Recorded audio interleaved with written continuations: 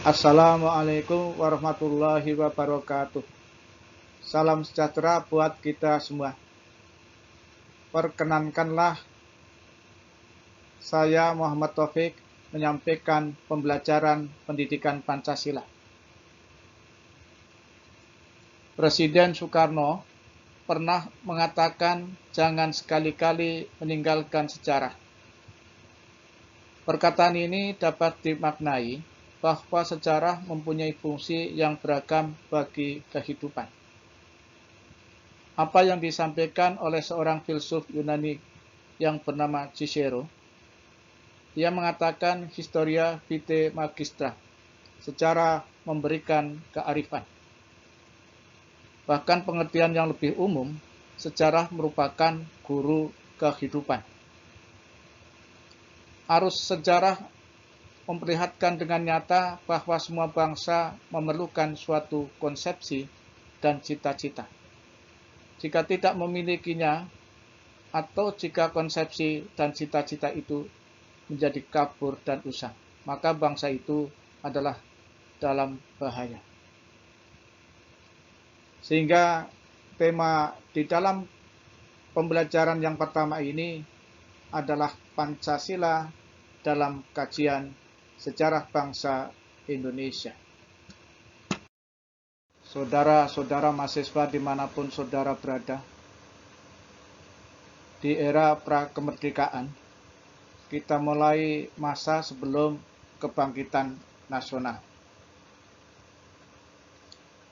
Sejarah mencatat bahwa sesungguhnya nilai-nilai luhur yang terkandung dalam Pancasila sudah ada dalam diri bangsa Indonesia pada masa kerajaan di Nusantara. Pancasila tumbuh bersama-sama dengan tumbuhnya bangsa Indonesia. Yang pada awalnya Pancasila tumbuh sebagai kebiasaan yang positif yang menyertai perkembangan kelompok-kelompok bangsa Indonesia yang mendiami gugusan kepulauan di antara benua Australia dan benua Asia, antara Samudra Pasifik dan Samudra Indonesia yang akhirnya menjadi negara kepulauan. Mengalir bersama tumbuhnya bangsa tersebut, tumbuhlah kebiasaan-kebiasaan, cara dan pola pikir, sikap mental, tingkah laku, dan adat istiadat dan lainnya yang kita sebut kebudayaan. Untuk itu, yang pertama kita lihat perkembangan unsur nilai religius. Dalam kehidupan religi nenek moyang kita dikenal ada 4 fase. Yang pertama adalah fase pra-Hindu, di mana nenek moyang kita mengakui kekuatan di luar dirinya yang bisa menghidupkan kehidupan dengan cara animisme, dinamisme. Yang kedua, fase Hindu, Buddha, Konghucu. Yang ketiga, fase Islam. Yang keempat, fase Nasrani. Dengan adanya 4 fase ini, ternyata bisa kita simpulkan bahwa dalam kehidupan nenek moyang kita telah mengakui adanya kekuatan yang bersifat supranatural.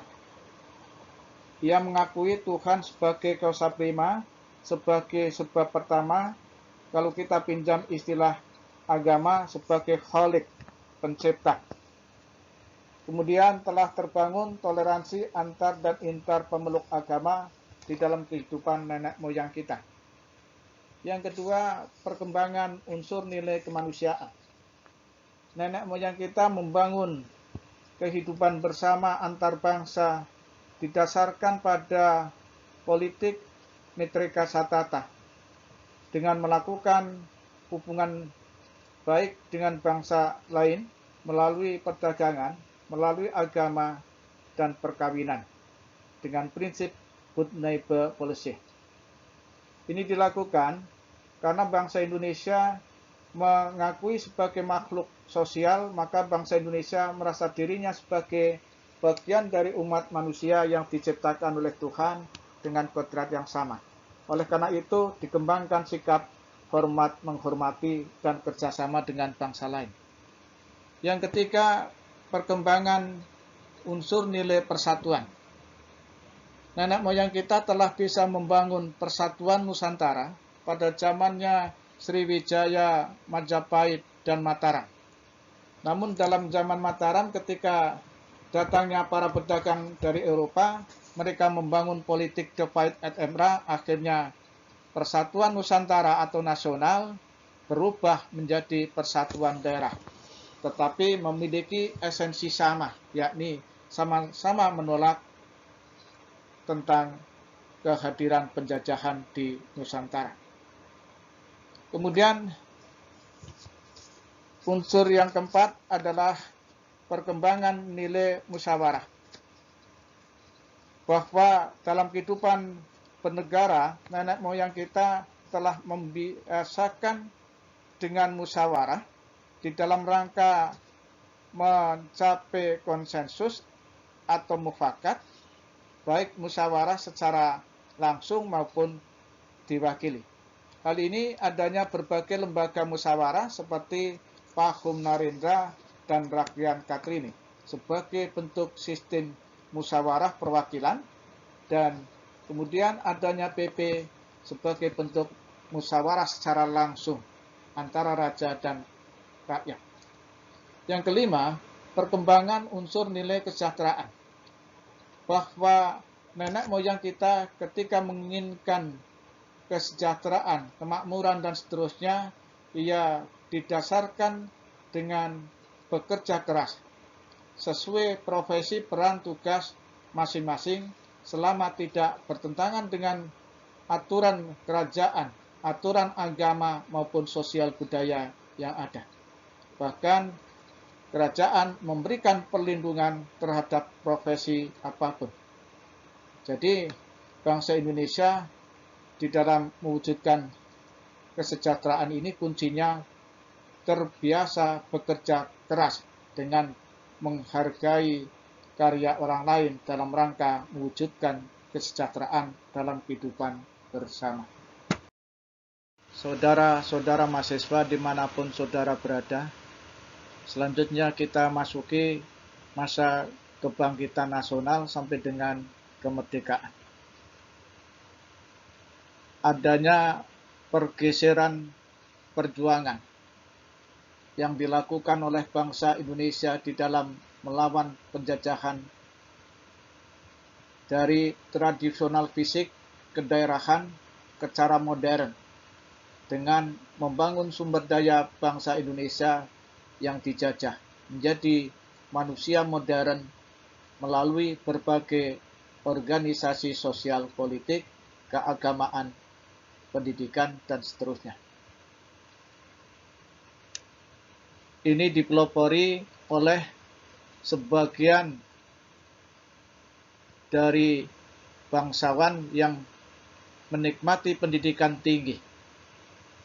Mereka menyadari ketika penjajahan di manajemen secara modern, maka harus dilawan secara modern. Maka sebagian bangsawan yang menjadi cendekiawan ini mendirikan berbagai organisasi dalam rangka membangun SDM bangsa Indonesia. Yang pertama dengan berdirinya Budi Utomo dan diikuti dengan berbagai organisasi sosial, politik, keagamaan yang lain seperti ada Sarekat Dagang Islam, ada Muhammadiyah, ada Nahdlatul Ulama, ada Partai Nasional Indonesia, dan seterusnya.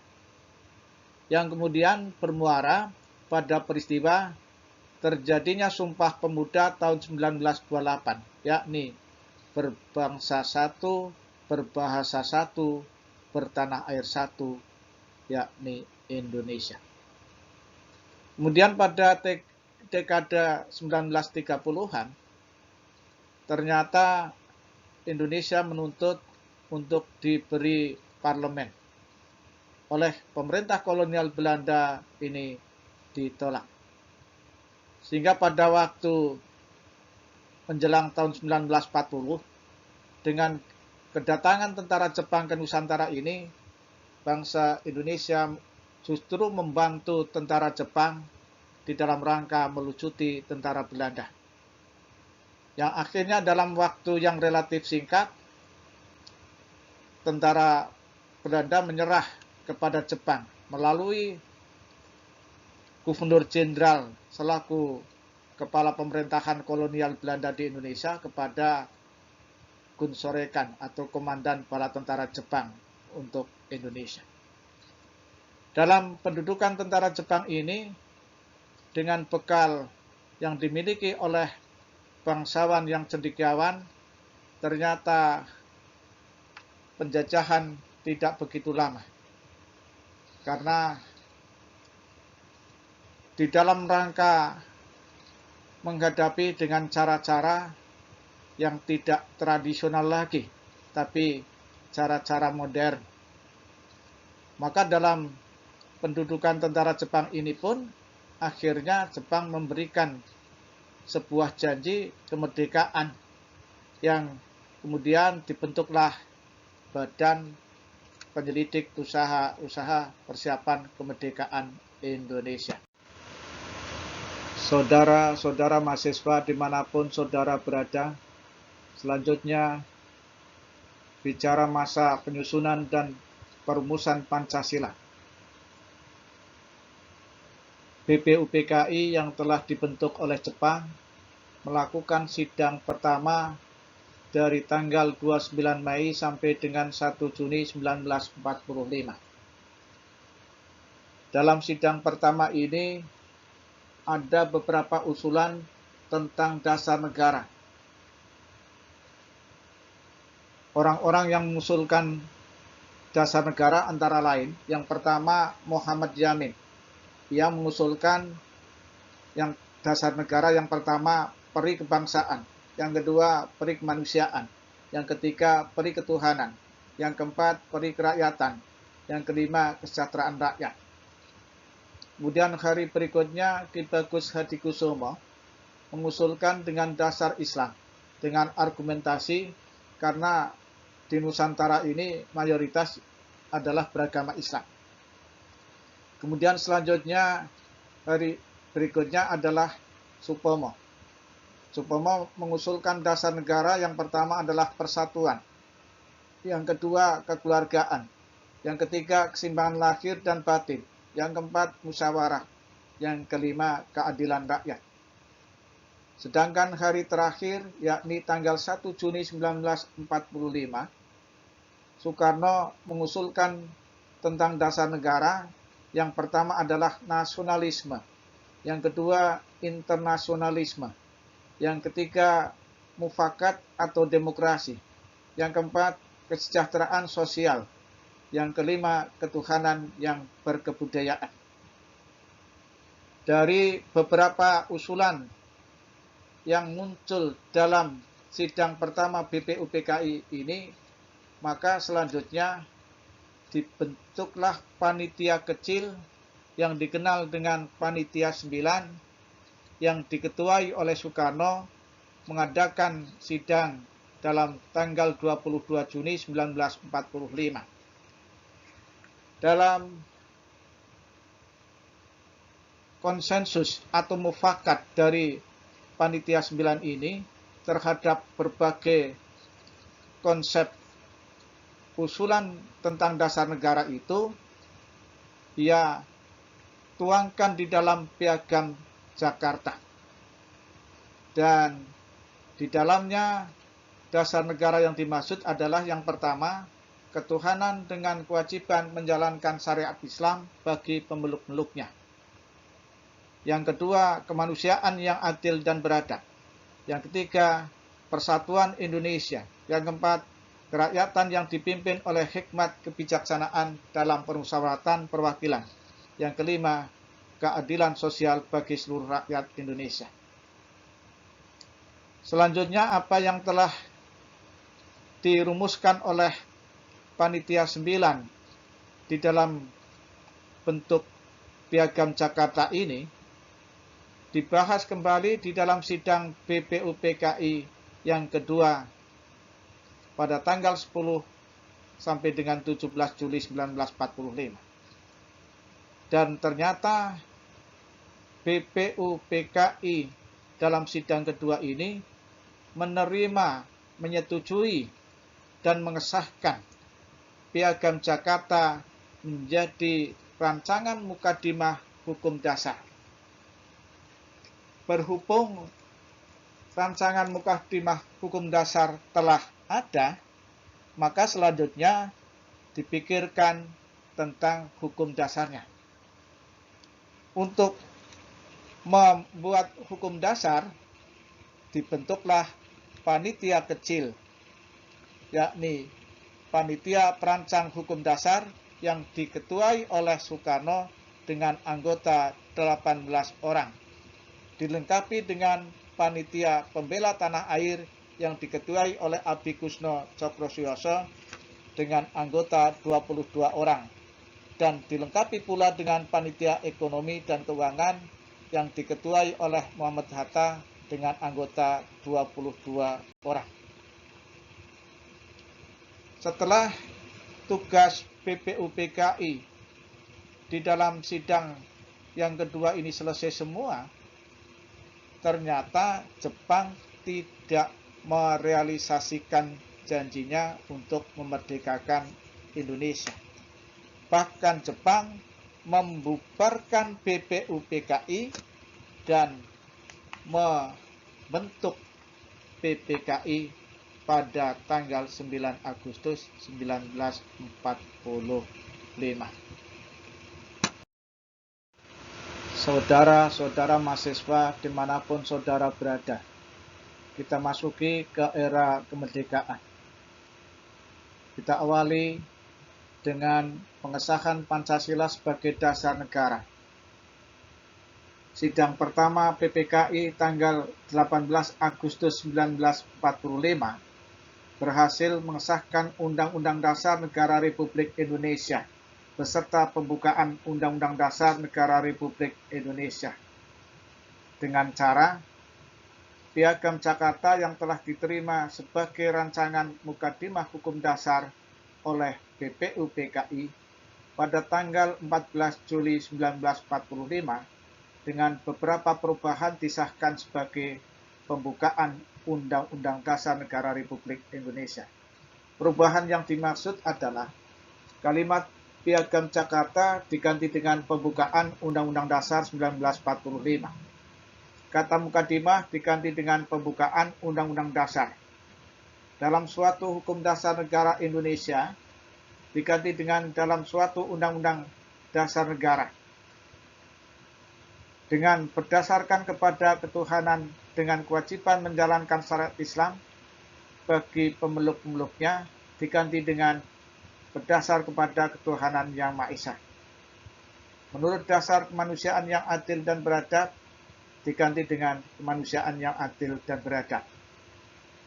Kemudian, rancangan hukum dasar yang telah diterima oleh BPUPKI pada tanggal 16 Juli 1945 setelah mengalami berbagai perubahan, disahkan sebagai Undang-Undang Dasar Negara Republik Indonesia. Perubahan tersebut adalah sebagai berikut.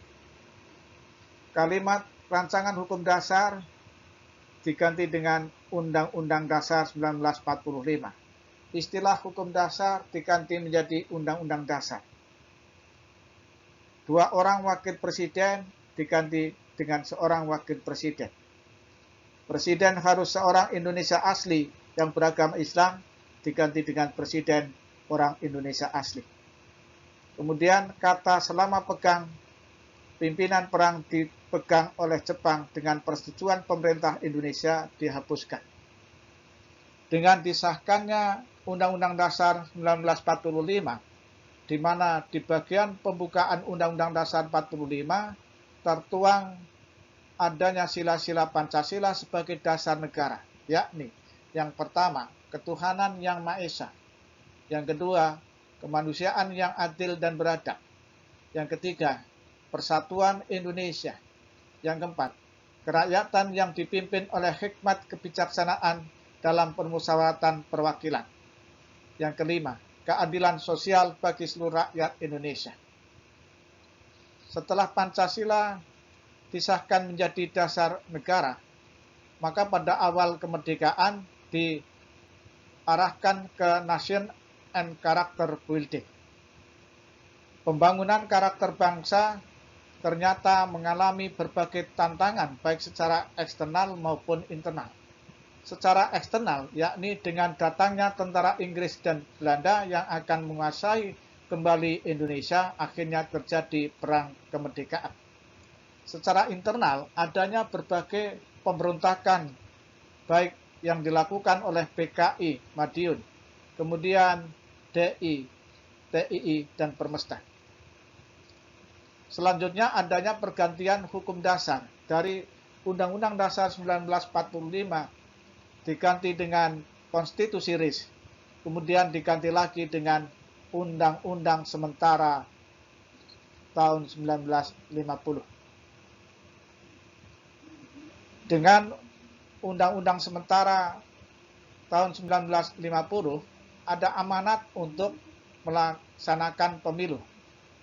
Dan pemilu diselenggarakan pada tahun 1955 dengan tujuan membentuk lembaga konstituante dan DPR atau parlemen. Lembaga konstituante memiliki tugas untuk membentuk undang-undang dasar baru untuk menggantikan Undang-Undang Dasar Sementara tahun 1950. Tetapi di dalam sidang, lembaga konstituante tidak mencapai mufakat. Bahkan ketika diambil voting, ternyata banyak anggota konstituante tidak hadir. Sehingga keadaan genting. Maka pada waktu itu, Presiden Soekarno mengambil inisiatif mengeluarkan dekret dan konstituante dibubarkan, kemudian kembali ke Undang-Undang Dasar tahun 1945. Saudara-saudara mahasiswa dimanapun saudara berada, kita masuki era Orde Lama. Diawali dengan munculnya dekret Presiden 5 Juli 1959 dengan sistem pemerintahan negara kembali pada Undang-Undang Dasar 1945. Sehingga memiliki konsekuensi penulisan Pancasila sebagaimana termaktub dalam pembukaan Undang-Undang Dasar 45. Selanjutnya, penyelenggaraan negara seharusnya dilaksanakan sebagaimana amanat batang tubuh Undang-Undang Dasar 1945. Kemudian segera dibentuk MPRS dan DPRS. Ternyata di dalam pembentukan lembaga negara hanya ditunjuk oleh presiden, bukan melalui pemilu, sehingga dikenal dengan demokrasi terpimpin. Presiden Soekarno pada masa awal demokrasi terpimpin memang powerful dan boleh dikatakan tidak ada satupun kekuatan politik yang berani melakukan oposisi secara terbuka. Selain tiada lembaga yang mewadai kritik, kekuatan oposan saat itu termasuk Partai Komunis Indonesia masih sangat lemah dan sulit menandingi kekuatan politik Presiden Soekarno. Oleh karena itu, mereka yang berseberangan paham memilih taktik gerilya di dalam kekuasaan Soekarno. Mereka menggunakan jargon-jargon Soekarno dengan agenda yang berbeda. Taktik yang demikian digunakan oleh sebagian besar kekuatan politik. Tidak hanya PKI, mereka yang anti komunis pun memanfaatkan ajaran-ajaran Soekarno untuk memperbesar pengaruh dan kekuasaan. Arus lain yang mendorong Pancasila sebagai ideologi negara adalah kekuatan-kekuatan anti-komunis. Ekspansi PKI yang begitu cepat pada masa demokrasi terpimpin membuat para tokoh anti-komunis dari beragam spektrum mulai mencoba mengimbanginya secara intensif dengan mengkampanyekan pentingnya Pancasila sebagai ideologi negara serta menuding PKI sebagai salah satu kekuatan yang berpaham anti Pancasila.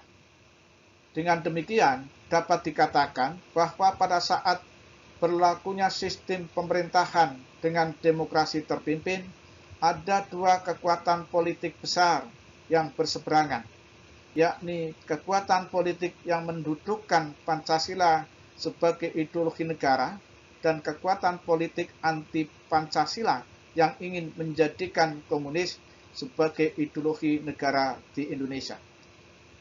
Walaupun kepentingan politik mereka berbeda, kedua arus tersebut sama-sama menggunakan Pancasila sebagai justifikasi. Soekarno menghendaki persatuan di antara beragam golongan dan ideologi, termasuk komunis, di bawah satu payung besar bernama Pancasila. Sementara golongan anti-komunis mengkonsolidasi diri sebagai kekuatan berpaham Pancasila yang lebih murni dengan menyingkirkan paham komunis yang tidak bertuhan atau ateisme. Dalam rangka menyatukan berbagai paham yang ada, maka Soekarno membentuk konsep nasionalis agama komunis, di mana Pancasila dari silanya 5, Panca, kemudian diperas menjadi Ekasila, yakni dengan azas gotong royong. Dan ternyata dalam akhir perjalanan Orde Lama ini ditandai dengan adanya kudeta Partai Komunis Indonesia yang dikenal dengan Gerakan 30 September 1965